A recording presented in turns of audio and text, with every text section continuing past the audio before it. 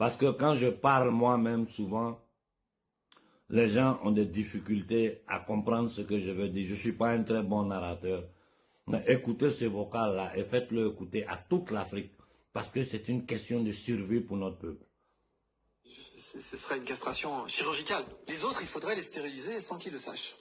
Pour atteindre les objectifs qu'il faut atteindre, c'est ça qu'il faudrait. Il faudrait une immunostérilisation de masse qui soit présentée comme autre chose. Il n'y a pas d'autre solution. Il faudrait une immunostérilisation de masse qui soit présentée comme autre chose. Si possible, en jouant sur les leviers de la bienveillance et de la solidarité. C'est pas quelque chose qu'il faudrait pas utiliser, mais ça devrait être présenté comme ça, mais il faudrait surtout pas dire que c'est une stérilisation. Surtout pas. Et pour ne pas dire que c'est une stérilisation, il faudrait que ça fonctionne lentement. Il faudrait que ce soit une immunostérilisation qui prendra effet sur une demi-douzaine d'années minimum, vous voyez, pour que vraiment la fécondité baisse, qu'on ait des femmes qui n'aient plus leurs règles ou qui aient leurs règles complètement déstructurées, complètement déréglées, et puis des hommes, pareil, qui soient de plus en plus stériles avec leurs testicules qui produisent de moins en moins de spermatozoïdes.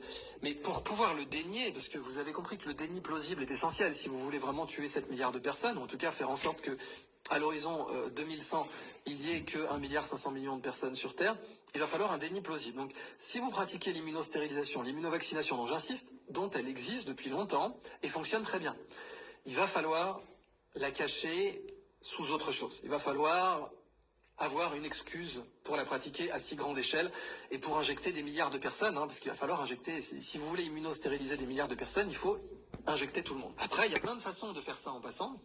Il y a des méthodes marketing, il y a des méthodes politiques, et puis il y aurait des méthodes technologiques, qui seraient d'utiliser une immunostérilisation qui passerait par les muqueuses, qui serait inhalée, ou qui passerait par des moustiques.